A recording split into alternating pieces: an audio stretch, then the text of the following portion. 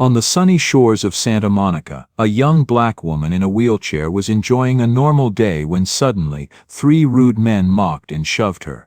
While the crowd around her stayed silent, a Hell's Angel stepped in to help.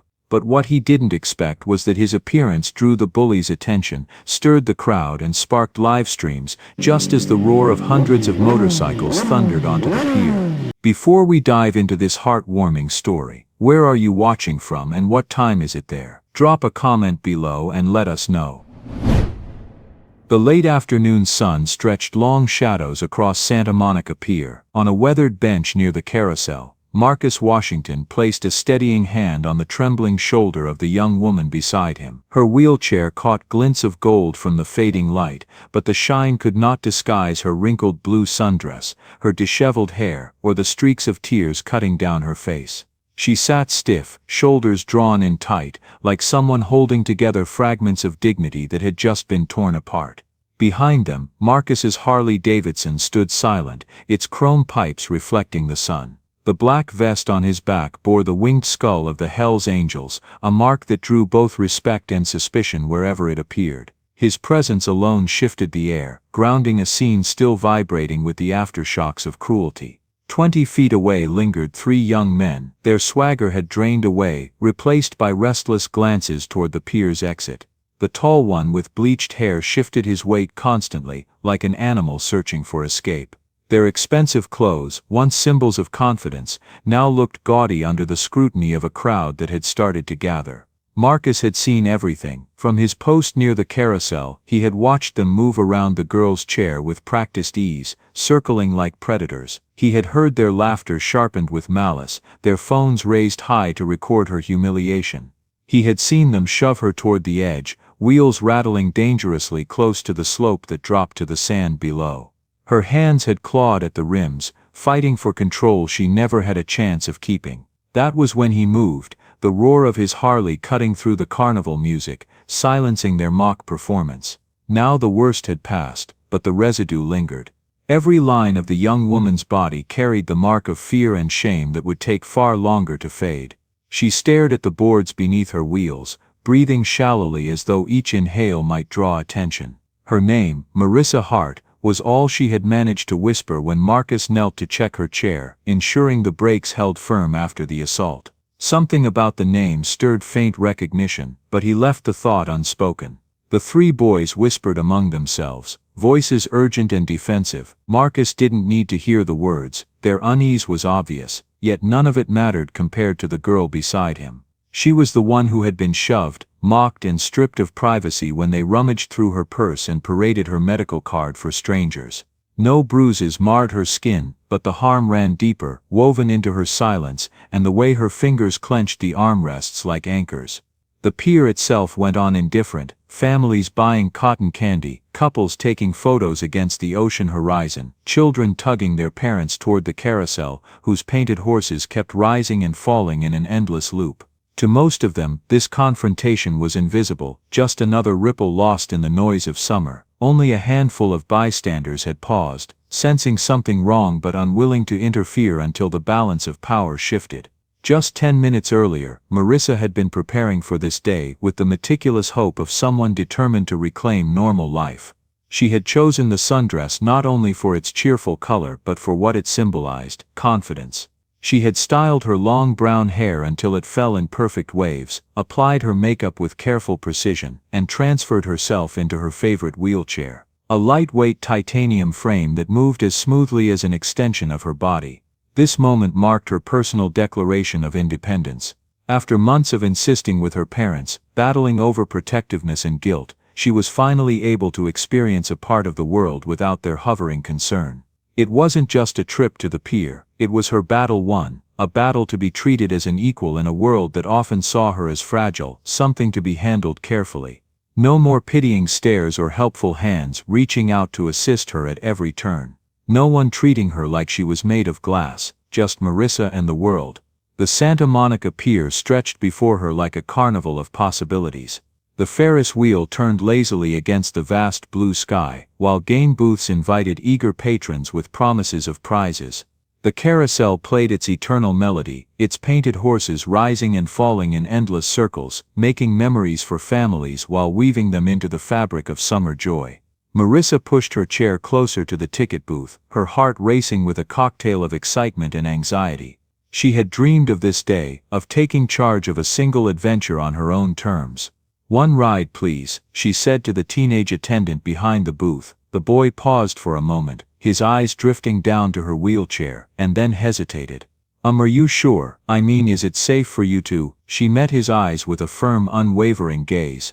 "I can transfer to a horse," she replied confidently, though in reality she had never attempted it before. But today would be different. Some families nearby watched her with curious stares.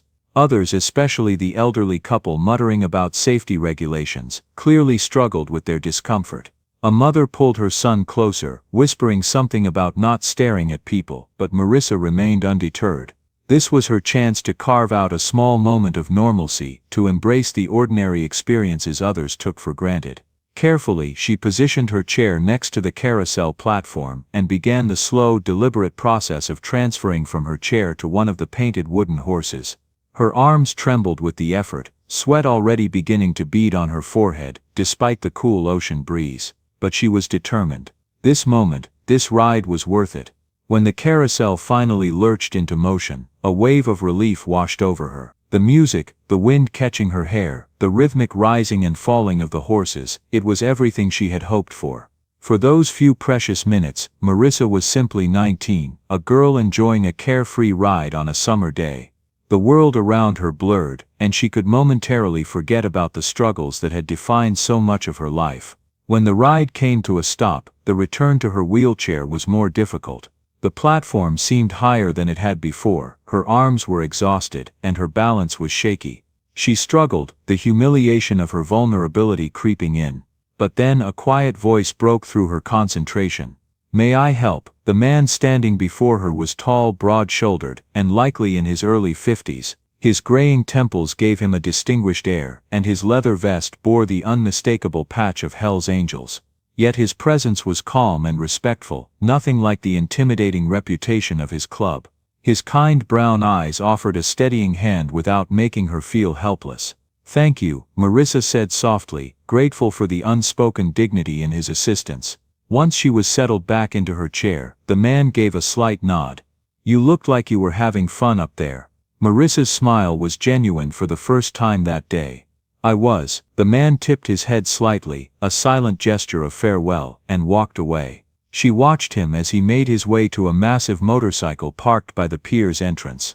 It wasn't just a casual observation. He seemed to position himself deliberately, where he could observe the flow of people while looking as though he were simply checking his phone. But Marissa noticed, she could sense the watchful eyes of someone who was prepared for anything. For a brief moment, she felt an odd sense of security, knowing that he was keeping an eye on the crowd. But the thought passed quickly, as there was more to explore.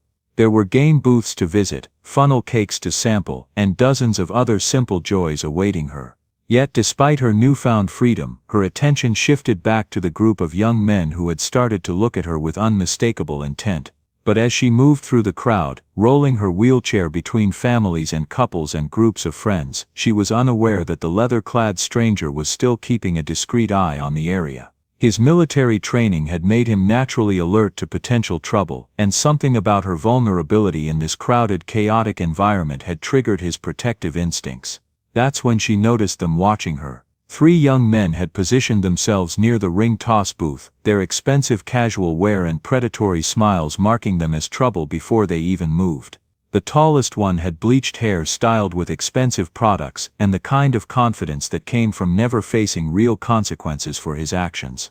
His clothes were carefully chosen to project rebellious coolness while still showcasing his family's wealth, designer jeans artfully torn in all the right places, a vintage band t-shirt that probably cost more than most people's monthly groceries.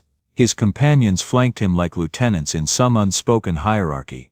One was stocky with a backward baseball cap and freckles that gave him a deceptively innocent appearance.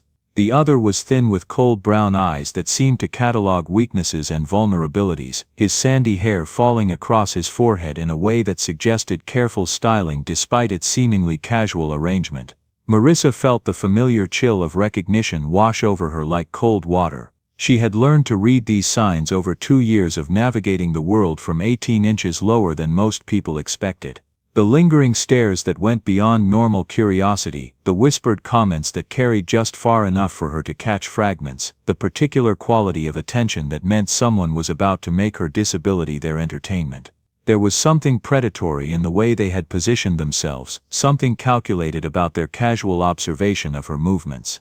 They weren't simply people watching or killing time, they were hunting, and she had somehow become their target. She tried to roll her chair toward a different section of the pier, hoping to avoid whatever unpleasantness they were planning. But they had already locked onto her, moving to intercept her path with the casual coordination of people who had done this kind of thing before. Their movements were unhurried but purposeful, designed to appear coincidental to casual observers, while effectively trapping her in their chosen location. Well, the tall one said, his voice carrying easily over the carnival sounds, pitched loud enough to attract attention from nearby families. Look what we found here. The 3 young men moved around Marissa's wheelchair with the coordination of a pack, their movements casual but purposeful as they cut off every avenue of escape. The pier's Saturday afternoon crowd flowed around them like water around stones, people sensing trouble but unwilling to acknowledge what they were seeing. The immediate area around the ring toss booth provided the perfect stage for their performance. Game prizes hung from the booth ceiling, oversized stuffed animals and novelty items that swayed gently in the ocean breeze. The booth operator, a man in his 60s with tattoos covering his arms, was busy helping other customers and didn't immediately notice the drama unfolding just feet from his counter. "This is so perfect," the stocky one said, pulling out his phone and starting to record. His backward baseball cap cast a shadow over his freckled face, but couldn't hide the malicious grin spreading across his features. "Check this out, guys, it's like she's driving a little kiddie car." The phone camera focused on Marissa's wheelchair, capturing every detail of her trapped position. The lens moved slowly, deliberately, documenting her distress for whatever audience awaited the footage. The violation of being filmed without consent felt almost as invasive as physical assault. The leader, tall, bleached hair, designer rebellion written across his expensive clothes, laughed in a way that made Marissa's skin crawl. It was the kind of laughter that had no warmth, no genuine amusement, but served only to establish dominance and demonstrate his power over someone he perceived as helpless. "I wonder if it's got a horn," he continued, his voice growing louder to ensure nearby people could hear. "You know, like beep beep, cripple coming through." The word hit Marissa like a physical blow, landing with the precision of someone who knew exactly which buttons to push to cause maximum damage. She had been called worse things in the 2 years since her accident, but hearing it here, in this place where she had come to feel normal and included, made it cut deeper than usual. The carousel music continued its cheerful melody in the background, creating a surreal soundtrack to the ugliness unfolding. Children's laughter mixed with game operators calling out their pitches, and the normal sounds of peer entertainment became a mocking counterpoint to her humiliation. "Please," she said quietly, hating how small her voice sounded against the carnival noise, hating how the word came out like a plea rather than a demand. "I just want to enjoy my day." "Ah, she talks." The thin one with dead brown eyes crouched down so he was level with her face, close enough that she could smell the beer on his breath despite the early hour. His sandy hair fell across his forehead as he leaned in, invading her personal space with deliberate intimidation. "I was wondering if everything up there still worked, or if the crash scrambled your brains too." The families walking nearby seemed to sense the tension but averted their eyes quickly, unwilling to get involved in whatever was about to unfold. A young mother with a stroller changed direction abruptly, pulling her older child away from the scene with a sharp "Come on, we're going this way." Parents instinctively gathered their children closer and walked faster, their protective instincts activated but directed only toward their own families rather than toward the stranger being victimized just feet away. Most people were getting only glimpses of what was happening, catching fragments of the confrontation as they passed by, hearing pieces of the cruel commentary without understanding the full scope of the harassment. To casual observers, it might have looked like a normal conversation between young people, the power dynamic and deliberate cruelty, invisible to anyone not paying close attention. The stocky one was still filming, circling her wheelchair like a predator documenting its kill. "This is going to be amazing content," he said, his voice filled with anticipation. "Wheelchair girl gets reality check. My followers are going to love this shit." The phone camera captured every angle of her distress, every moment of her vulnerability transformed into entertainment for unknown viewers. The knowledge that her humiliation would be broadcast, shared, commented upon by strangers on the internet, added another layer of violation to the already traumatic experience. "Stop filming me," Marissa said, louder this time, but her voice cracked with a mixture of fear and fury that undermined her attempt at authority. "What are you going to do about it?" the leader taunted, his voice carrying to anyone within earshot. The question was clearly rhetorical, designed to emphasize her powerlessness rather than invite any actual response. "Chase us." The cruelty of the comment was breathtaking in its precision. He had identified the exact source of her vulnerability and weaponized it against her, turning her physical limitations into ammunition for his entertainment. Without warning, he kicked hard at her wheelchair's footrest. The metal rang like a bell, and the chair jolted sideways with enough force to throw off her balance. Marissa's hands flew to the wheels, trying to steady herself, but her heart was already hammering against her ribs with panic. The sudden movement left her feeling dizzy and disoriented, her sense of safety completely shattered. The thin one grabbed her purse from where it hung on the side of her chair and began rummaging through it while she struggled to stop him. Personal items scattered, lip balm, tissues, her wallet, medications that she needed for pain management.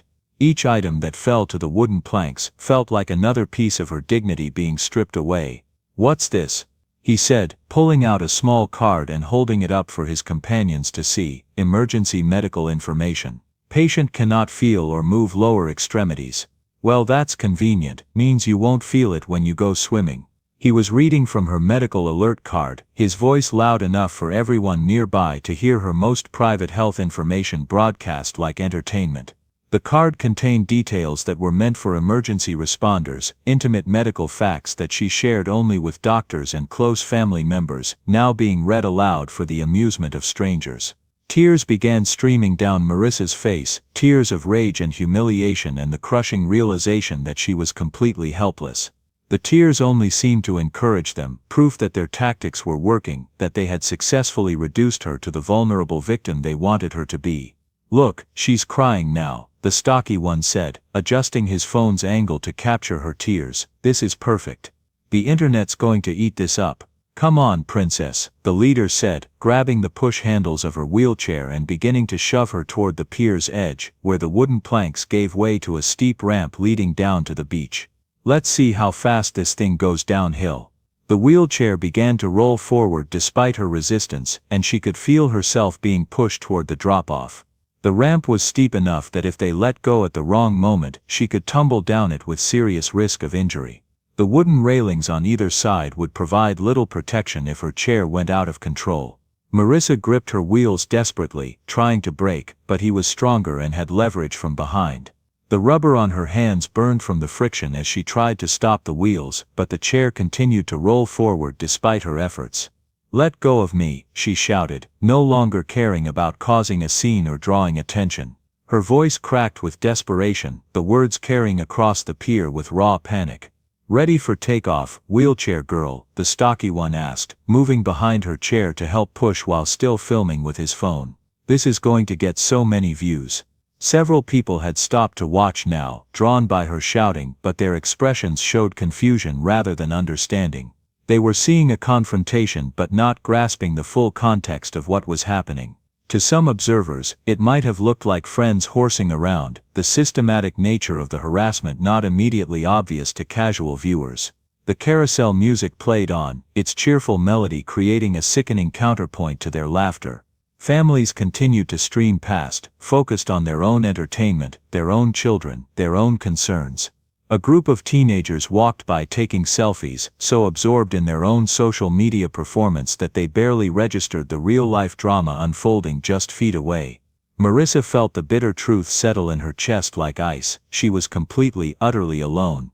These three strangers could humiliate her, terrorize her, maybe even hurt her, and all these decent people would do was watch and whisper and tell themselves it wasn't their problem. The wheelchair was picking up speed now, rolling inexorably toward the edge despite her efforts to stop it. The thin one was still filming, providing running commentary for his social media audience. The leader was laughing as he pushed harder, clearly enjoying her terror and the power he held over her. The wooden planks flew by beneath her wheels, each board marking another foot closer to the dangerous drop-off. She could see the ramp ahead, could imagine the chair tumbling down the steep incline with her trapped inside it, helpless to control her descent. That's when Marissa heard it, a low rumble that seemed to come from the very planks beneath her wheels. It started soft, like distant thunder on a clear day, but quickly grew louder and more distinct, drowning out even the carnival noise and the sound of her own racing heart. The three young men paused, looking around in confusion as a single motorcycle rolled onto the pier with the steady purpose of someone who had seen enough. Marcus Washington had watched enough. From his position near the carousel he had witnessed the entire escalation with growing fury. He had seen the cruel circling, the phone cameras documenting humiliation, the systematic destruction of a young woman's dignity. He had watched families and couples stream past the harassment, their eyes sliding away from trouble they didn't want to acknowledge. He had observed the three tormentors grow bolder with each moment of inaction from the crowd, their confidence feeding on the silence of bystanders who chose comfort over courage. When they started pushing her wheelchair toward the pier's edge, every instinct honed by 20 years of military service told him it was time to act. The sight of her gripping the wheels in desperation, trying to brake while they forced her toward a potentially dangerous drop-off, triggered something primal in his protective instincts. His Harley-Davidson's engine rumbled to life with the deep, authoritative sound that only came from 1,200 cubic centimeters of American steel and chrome. The motorcycle was more than transportation. It was a statement, a symbol of power and independence that commanded respect from those who understood its significance. He guided the massive bike across the pier with deliberate slowness, giving the three tormentors time to understand that their fun was about to end. The Harley's presence changed the entire dynamic of the space, its rumbling engine drawing attention from everyone within earshot and announcing that someone was finally willing to intervene. The few people who had been watching the harassment from a distance turned their attention to the approaching motorcycle, sensing that the situation was about to change dramatically. Parents pulled their children a little closer, uncertain what this new development might mean but recognizing the shift in power that the bike's arrival represented. He brought the bike to a stop 15 feet away from the confrontation and killed the engine. The sudden silence was profound and electric, broken only by the crash of waves against the pier supports and the distant sound of carnival rides. Every eye in the immediate area was now focused on the leather-clad figure dismounting from the massive motorcycle. Marcus dismounted with the unhurried movements of someone who had faced far more dangerous situations than three entitled children playing at being bullies. His leather vest with the angel's patch creaked softly as he walked toward them, his boots making solid, purposeful contact with the wooden planks. Everything about his approach conveyed controlled power and absolute confidence. He was a man who had seen combat, who had made life and death decisions under pressure, who understood that sometimes violence was the only language bullies truly understood. But he also understood that the threat of force was often more effective than force itself, that presence and positioning could accomplish more than fists or weapons. "Time to go," he said quietly, his voice carrying despite its low volume. The words were simple, direct and completely without negotiation. There was no explanation, no discussion of options, no attempt to reason or cajole. Just a clear statement of what was about to happen, delivered with the confidence of someone who had never doubted his ability to enforce his will when necessary. The leader of the trio tried to bluster his way back to dominance, but his voice came out higher than intended, betraying the nervousness that his posture tried to hide. "This is none of your business, old man. We were just having some fun." Marcus looked at him for a long moment, noting the expensive clothes that marked him as someone accustomed to privilege, the practiced arrogance that suggested he had never faced real consequences for his actions, the way his hands shook slightly despite his defiant words. He had seen thousands of young men like this during his military service, people who mistook entitlement for strength, who confused cruelty with power. He didn't respond with words. Instead he moved to Marissa's wheelchair and knelt beside it, his large hands gentle as he checked the footrest they had kicked, ensuring the brakes were properly engaged. His manner was respectful and professional as he made sure she was unharmed, his presence creating a shield between her and her tormentors. "You okay?" he asked quietly, meant only for her. Marissa nodded, too shocked by the sudden reversal to speak coherently. One moment she had been helpless and alone, trapped by 3 predators who saw her as entertainment. The next she was under the protection of this stranger who radiated the kind of quiet confidence that came from real experience with real consequences. Marcus stood and faced the 3 young men again. The confrontation was beginning to draw more attention now. People stopped their casual strolling to watch the tense standoff between the intimidating angel and the 3 well-dressed young men. The crowd was growing, drawn by the obvious tension and the promise of drama. Marcus simply stood there, his presence alone enough to make his point. He didn't need to threaten or posture or explain what would happen if they didn't leave. His reputation, his size, his obvious competence in handling dangerous situations spoke louder than any words could have. The crowd was growing now, drawn by the obvious tension and the sense that something significant was happening. Several people had their phones out, though it wasn't clear if they were recording the confrontation or just ready to call for help if things escalated. The dynamic had completely shifted. What had been a private assault was now a public standoff with clear sides and obvious stakes. The stocky one found his voice, though it came out as more of a squeak than the tough guy tone he was attempting.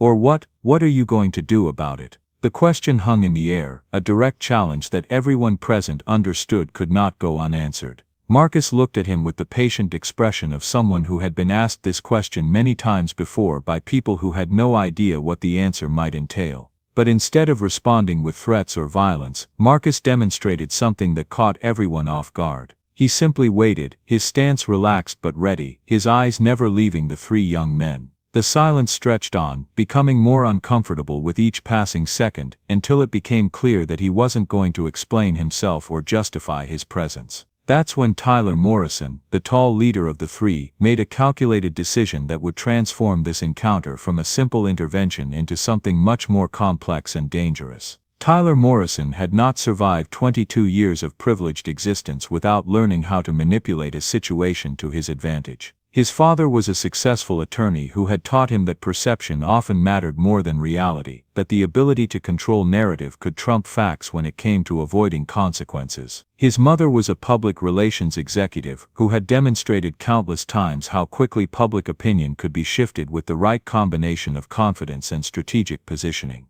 As he watched the crowd grow around them, as he saw phones being raised and fingers hovering over emergency call buttons, he made a split-second decision that demonstrated both his intelligence and his complete lack of moral compass. "Thank God people are finally paying attention," he said loudly, his voice carrying across the increasingly interested crowd with the practiced projection of someone accustomed to commanding attention. "This biker just rode up here and started threatening us while we were trying to help this girl." The reaction was immediate and dramatic. Heads turned with sharp attention, murmurs rippled through the gathering crowd like waves, and suddenly the dynamic of the scene shifted completely in the eyes of the observers. People who had been watching with curiosity now leaned in with concern, their expressions changing from casual interest to serious alarm. Tyler had identified the perfect exploitation point, people's natural tendency to make quick judgments based on appearances and stereotypes. A leather-clad biker versus 3 clean-cut college-aged young men in expensive clothes created an immediate visual narrative that favored his version of events. Blake Rodriguez, Tyler's thin companion with piercing brown eyes and sandy hair, caught on immediately to the strategy. His own family had money and influence in local politics, and he had learned similar lessons about the power of narrative control. "We were just talking to her, seeing if she needed assistance getting around the pier safely, when this angel showed up and immediately started getting aggressive,"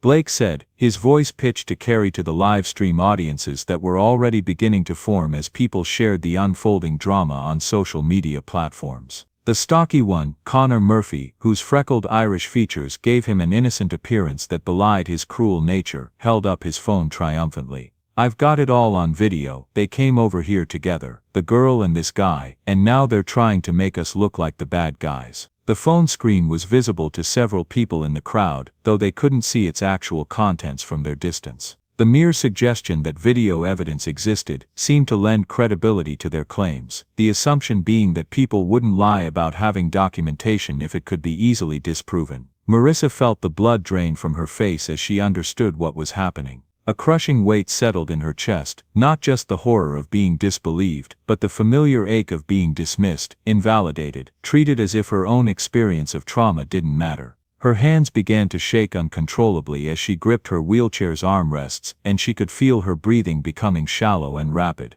This was her worst nightmare made real, being victimized twice, once by the actual harassment and again by having that harassment denied and twisted into something shameful about her own character. The psychological impact was devastating, striking at every insecurity she had developed about how the world perceived her since her accident. "That's not true," Marissa said, her voice cracking with desperation and disbelief. She could hear how her words sounded, emotional, unstable, exactly what Tyler was suggesting. "They were hurting me, they grabbed my chair, went through my purse, called me names. I swear to you, I'm telling the truth." But even as she spoke, she could see doubt creeping into the faces around her. The same people who had watched her torment with uncomfortable silence were now looking at her with something worse, suspicion that she might be lying, that she might be manipulating them for sympathy or financial gain. Tyler was ready for this reaction. He had anticipated her emotional response and had prepared to use it against her. "She's obviously upset and confused," he said with practiced concern, his voice pitched perfectly for the crowd's benefit, oozing false compassion.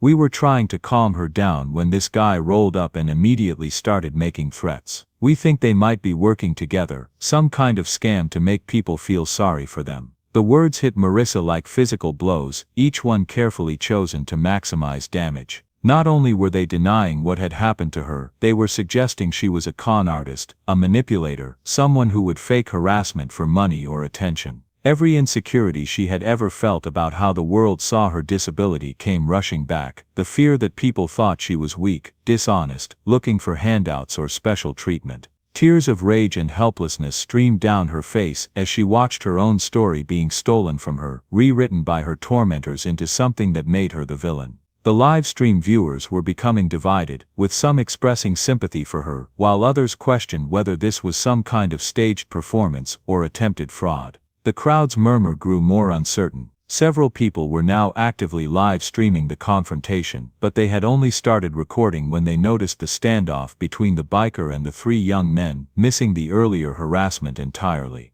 Their phone screens showed growing viewer counts as word spread across social media platforms, but the comments sections were filling with speculation based on incomplete information. Marcus could see exactly what was happening, could feel the crowd's mood shifting against them despite the truth of the situation. Three clean-cut young men in expensive clothes versus a leather-clad angel and a woman in a wheelchair. To casual observers who hadn't witnessed the actual harassment, the accusations had a certain plausible ring to them. The genius of Tyler's lie was that it contained just enough plausible elements to be believable to people who had only witnessed the confrontation, not the harassment that preceded it. They had indeed been near the carousel area, Marissa was indeed in distress, and Marcus had indeed appeared suddenly and immediately taken a protective stance. "Miss," an elderly woman called out from the crowd, her voice filled with genuine concern, "are you all right? Do you need us to call security?" "Yes," Marissa said desperately, grasping at this offer of help like a drowning person reaching for a life preserver. "Please, these three men were. She's been agitated since we found her here alone." Tyler interrupted smoothly, his timing perfect to cut off her explanation before she could provide details that might contradict his narrative. "We were just trying to help when this biker showed up and claimed we were bothering her." Blake nodded vigorously, his sandy hair catching the afternoon light as he played his supporting role. He immediately got aggressive, started making threats. "We're actually concerned for our safety now." The live stream viewer counts were climbing rapidly, hundreds, then thousands of people watching this drama unfold in real time. The comments sections were becoming increasingly polarized, with viewers taking sides based on limited information and personal biases about motorcycles, disability, and class differences. "This is insane," Marcus said quietly to Marissa, his voice barely audible over the crowd noise. Marissa felt panic rising in her throat like bile. Not only had she been victimized by these three men, but now they were successfully painting her as either a liar or someone with mental health issues who couldn't be trusted to accurately describe her own experience. The systematic gaslighting was almost as traumatic as the original harassment. "Please listen to me," she said, raising her voice to address the crowd directly, fighting against the tremor that threatened to undermine her credibility. "I came here alone this morning. I've never seen this man before in my life." She gestured toward Marcus. "He helped me when these three were pushing my wheelchair toward the edge of the pier. But Tyler was prepared for this too, having anticipated every possible angle of her defense. She's obviously confused and scared. We were nowhere near the edge of the pier. We were trying to help her get to the carousel safely when this guy showed up and started accusing us of harassment. The suggestion of security camera footage came from someone in the crowd. Marissa couldn't see who, but it cut through the noise like a beacon of hope. Security cameras, the voice called out. This pier has to have security cameras that recorded everything. The crowd murmured with interest at this suggestion. Several people began looking around, trying to spot the cameras that would surely exist in such a heavily trafficked tourist area. The idea of objective documentation seemed to offer a way out of the he said she said dynamic that had developed. Tyler felt the situation slipping out of his control. The security camera footage would be devastating to their fabricated version of events, but he couldn't backtrack now without admitting to the lie that was currently protecting them from immediate consequences. Even if there are cameras, he said desperately, his confident facade beginning to crack under pressure, it would take hours or days to get that footage. Right now we just want to get away from this threatening situation.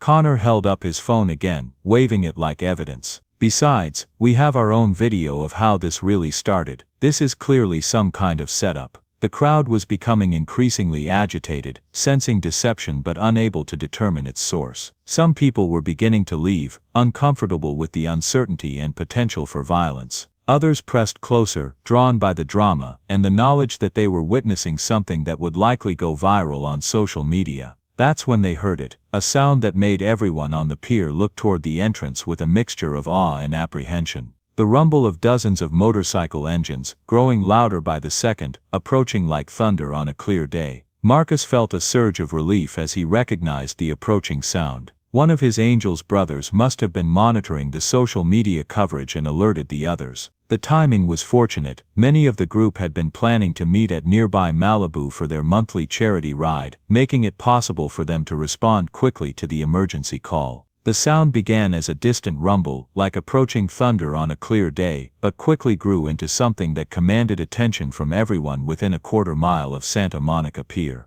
Dozens of Harley-Davidson motorcycles were approaching in formation, their synchronized engines creating a symphony of controlled power that made normal conversation impossible. The live stream viewer counts exploded as people began sharing videos of the massive motorcycle convoy rolling toward the pier. Comment sections filled with speculation about what was happening, with theories ranging from a planned rally to some kind of coordinated response to the unfolding drama. Hashtags began forming spontaneously, #Santa Monica Pier, #Biker Intervention, #Wheelchair Girl, as the story spread across multiple social media platforms simultaneously. Tyler Morrison felt his fabricated confidence begin to crack as the first bikes came into view. This wasn't part of his plan. A single biker could be painted as a threatening outsider, but dozens of angels suggested something more organized, more purposeful. The narrative he had constructed suddenly seemed fragile in the face of overwhelming force. "Oh shit," Blake whispered, his earlier bravado evaporating as the formation of motorcycles filled their field of vision like an approaching storm.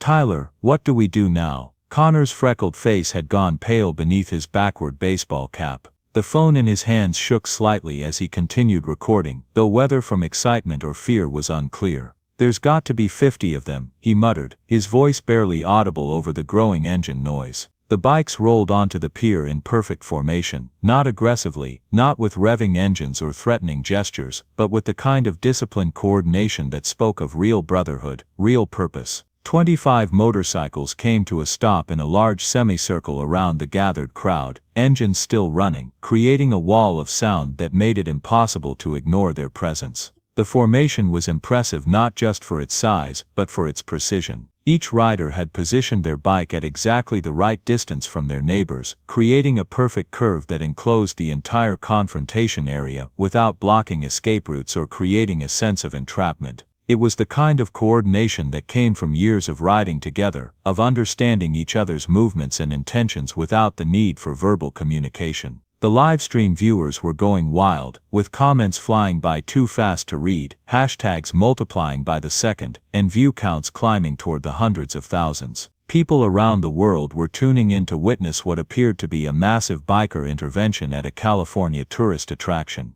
Then, as if following some unspoken signal, all the engines went quiet at once. The silence was profound and electric. Even the carnival sounds seemed muted in comparison to the sudden absence of the thundering engines. The crowd, which had grown to several hundred people drawn by the spectacle, watched in fascination as the bikers dismounted and removed their helmets in perfect unison. A seasoned angel, probably in his early 40s with salt and pepper hair and the confident bearing of a natural leader, stepped forward from the formation. His leather vest displayed the full colors of the angel's patches that told the story of years of membership, charity rides and brotherhood. Unlike Marcus, whose appearance suggested the weathered authority of age and experience, this man had the clean-cut look of someone who could have been a teacher or an office worker if not for the leather and the motorcycle. "The girl's telling the truth," David Thompson said simply, his voice carrying clearly across the silent pier despite its conversational volume. The statement was delivered without fanfare, without explanation, without any attempt to justify or elaborate. It was presented as a simple fact, with the confidence of someone who had access to information the crowd didn't possess. Tyler Morrison felt the ground shifting beneath his feet as his carefully constructed narrative began to crumble. The arrival of so many bikers suggested that this wasn't a random encounter, that there was more organization and purpose behind the intervention than he had anticipated. David pulled out a tablet and held it up for the crowd to see, its screen bright enough to be visible even in the afternoon sunlight. "Security footage," he announced, his words causing a ripple of excitement and anticipation through the gathered crowd. The tablet's screen showed a clear view of the carousel area, captured by a security camera positioned at the perfect angle to document everything that had actually happened. The timestamp in the corner showed that the footage was from earlier that afternoon, providing an objective record of events that no amount of manipulation or lying could alter. The crowd pressed closer as David began playing the footage, their phones held high to capture this moment of revelation. The live stream viewers were frantically typing questions and comments, trying to understand what they were about to see. The angle was perfect, capturing every moment of the harassment with devastating clarity. The camera had recorded Tyler kicking Marissa's wheelchair footrest with deliberate cruelty, the metal ringing audibly on the audio track. It showed Blake going through her purse while she struggled to stop him, her personal items scattered across the wooden planks. It documented Connor filming her distress for social media while she begged them to stop. Most damaging of all, it showed the moment when Tyler and Connor began pushing her wheelchair toward the pier's edge while she gripped the wheels in terror, her knuckles white with desperate effort to stop her forward momentum. The crowd's reaction was volcanic. The moment the security footage began playing, showing Tyler Morrison kicking Marissa's wheelchair footrest with deliberate cruelty, the entire atmosphere exploded into chaos. "Oh my God!" someone screamed from the back of the crowd, their voice cracking with horror and disbelief. "Look what they did to her, those lying pieces of shit." Another voice shouted, and suddenly everyone was talking at once, voices overlapping in a crescendo of outrage and disbelief that drowned out even the distant carnival sounds.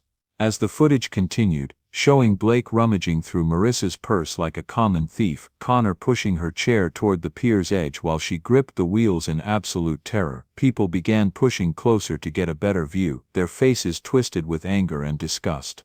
They were torturing her, a mother cried out, covering her mouth in horror as she watched the systematic cruelty unfold on the tablet screen. "And then they tried to make us think she was the problem." A teenage girl standing near the front of the crowd was openly sobbing as she watched the footage, her tears streaming down her face as the reality of what had happened became clear. "She was so scared," she said through her tears. "Look at her face, she was terrified," and they were laughing. The live stream reaction was even more explosive. Comments were flying by so fast they were unreadable, thousands of viewers expressing their fury in real time as the truth was finally revealed. The viewer count was climbing exponentially as people shared the stream, tagged their friends and spread the word across every social media platform. "Liars, justice for Marissa, arrest them now, I can't believe they tried to blame her." An elderly man near the front of the crowd pointed an accusatory finger at Tyler, his hand shaking with rage. "You made us doubt her, you made us think she was lying about being attacked. How could you do that to someone who was already hurting?" The shame was as powerful as the anger. People who had been uncertain about who to believe now realized they had been manipulated, that their doubt had allowed the actual perpetrators to continue victimizing Marissa even after the initial assault was over. The crowd began to surge forward, their anger palpable and dangerous.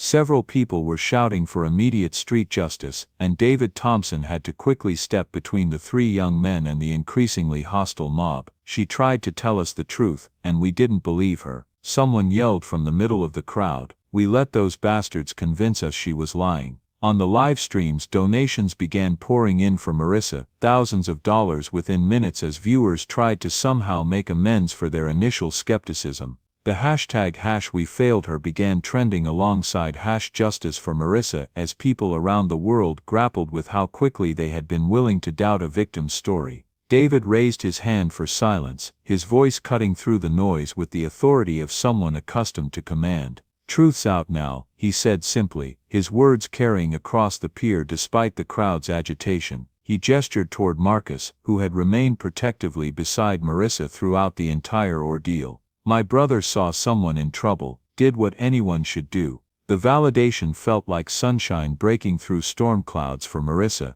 After an hour of being gaslit, manipulated, and doubted, having her story confirmed by an objective source was almost overwhelming in its relief. Marissa felt tears streaming down her face, but for the first time in hours, they were tears of relief rather than humiliation. The truth was finally being revealed, her story was finally being believed, and she was no longer alone in fighting for her own dignity. The three young men found themselves surrounded not just by an angry crowd, but by dozens of angels who had formed a protective circle around Marissa, while simultaneously making it clear that Tyler, Blake and Connor were not going anywhere until this situation was properly resolved. David stepped closer to Marissa, his voice gentle despite the chaos surrounding them. "We know who you are, Marissa Hart, what you did before your accident. Saving lives." Marcus felt the memory click into place suddenly and completely. Marissa Hart, the volunteer emergency responder whose story had been in all the local news 2 years ago. The young woman who had dedicated years of her life to helping others in crisis, who had literally sacrificed her own mobility to save strangers. The crowd quieted, sensing that another revelation was coming, another piece of this complex story about to be revealed. "Volunteer emergency responder," David announced to the crowd, his voice carrying the weight of respect and admiration. 3 years, saved dozens of lives. The impact of this news hit the crowd like a physical wave. The young woman who had just been victimized for her disability was revealed to be a genuine hero, someone who had dedicated years of her life to helping others in their darkest moments. Last call, car accident. Stayed with victims until paramedics came, saved 2 lives that night. Got hit by another car while helping. The cosmic justice of the situation was staggering. The 3 young men had spent their afternoon tormenting someone who had literally sacrificed her mobility to save others. The woman they had mocked as helpless had proven more heroic than any of them could ever hope to be. Tyler Morrison looked around at the faces surrounding him, hundreds of angry strangers, dozens of bikers who clearly saw him as the enemy, live stream viewers whose comments had turned uniformly hostile. His clever plan to flip the narrative had not only failed but had made everything infinitely worse, and somewhere in the distance, growing louder by the second, they could hear the wail of police sirens approaching. The police cruisers arrived with their red and blue lights cutting through the golden afternoon sun, the flashing beams refracting across the polished chrome of parked bikes and the damp wood of the pier. The crowd had swollen to hundreds, their whispers and shouts colliding in a storm of judgment, disbelief, and newfound anger. Captain Robert Walsh emerged from the lead car, his presence steady, the kind honed by 2 decades of crisis. His eyes swept the scene, 3 trembling young men cornered by both law and community, a disabled young woman still holding herself upright with remarkable dignity, despite her tear-streaked cheeks, and a line of Hell's Angels standing shoulder to shoulder like a wall of black leather and steel.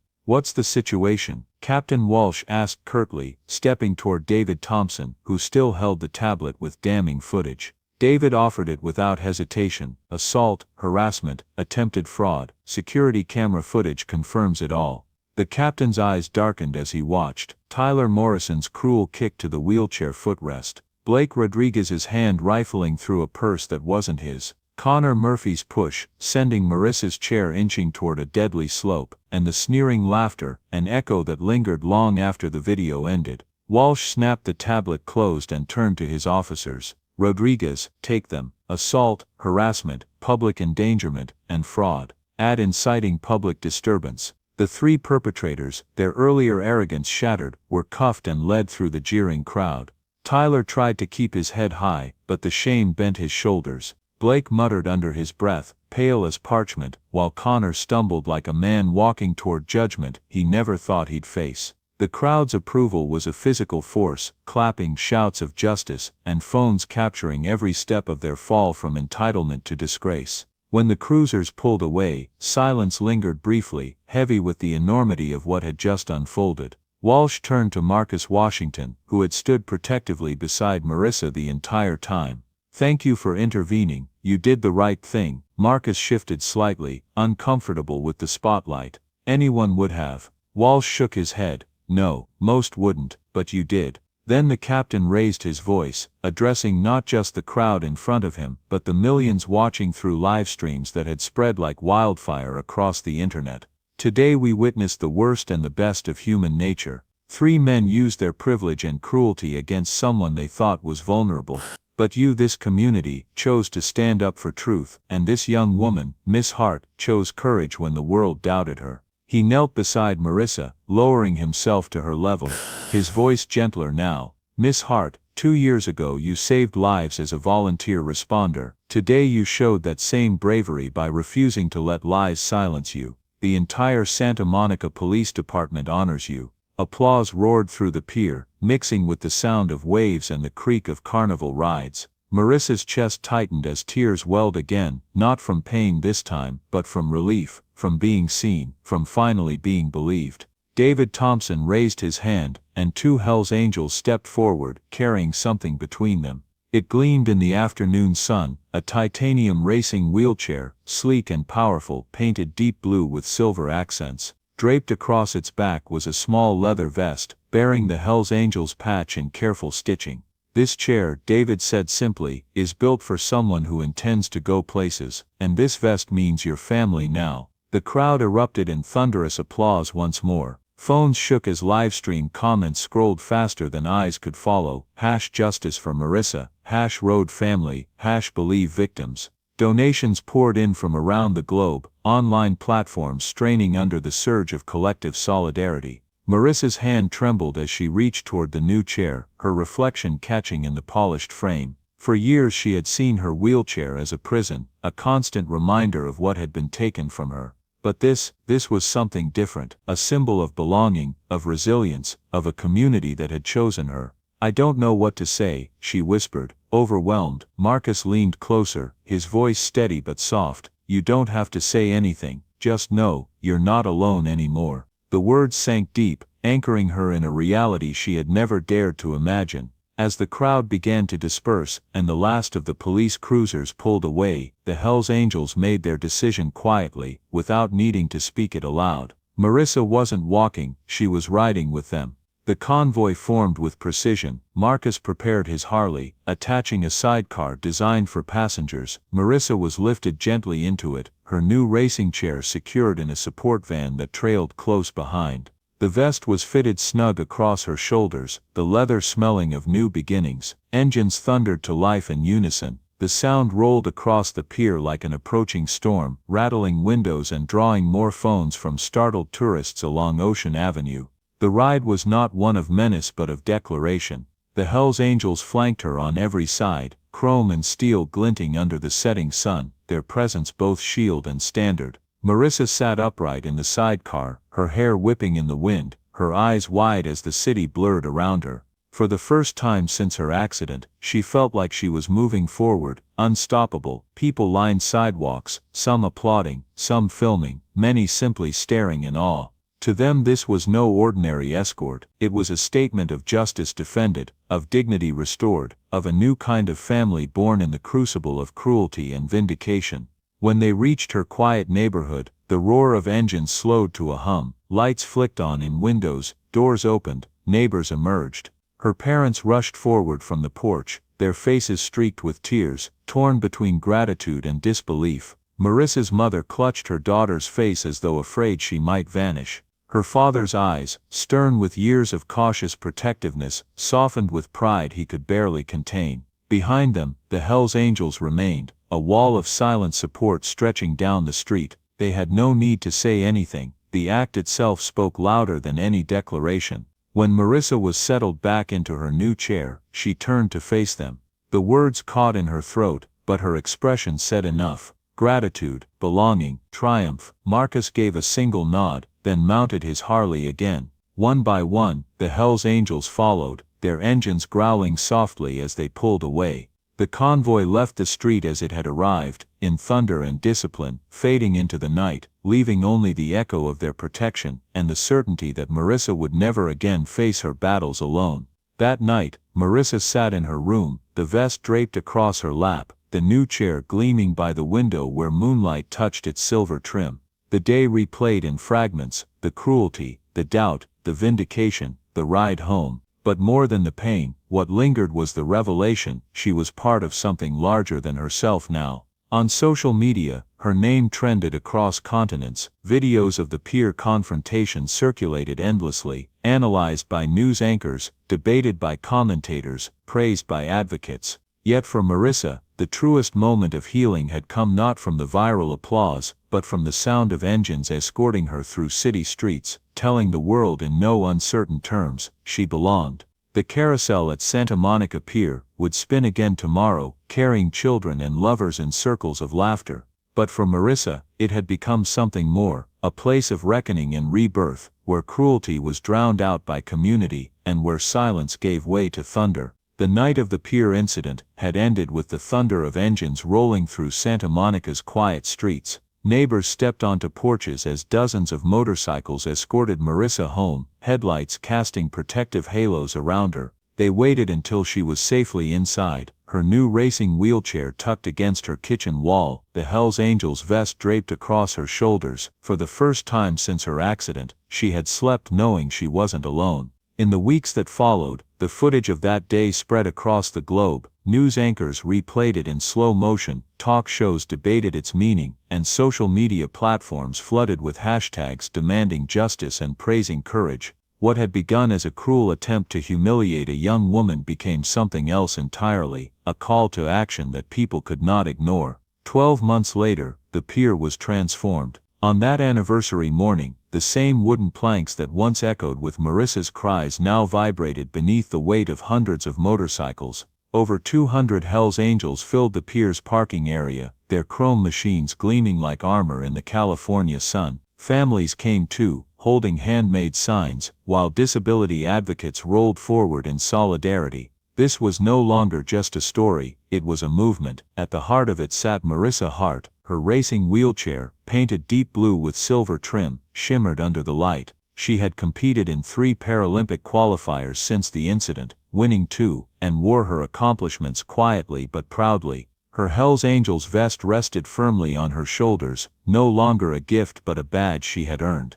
David Thompson, now serving as the national coordinator of the Hells Angels movement, stood before the crowd. Once a quiet leader, he now carried the authority of 10,000 members united by one mission to protect the vulnerable and restore dignity where it was denied. 1 year ago, he said, his voice steady, we thought we were protecting a single person from injustice. What we didn't realize was that we were laying the foundation for a revolution. The crowd fell silent, listening intently. For them the pier wasn't just a tourist destination anymore, it was a monument to courage. Yet Marissa's gaze wasn't on the podium, it drifted toward the edge of the gathering, where 3 familiar figures lingered in the background.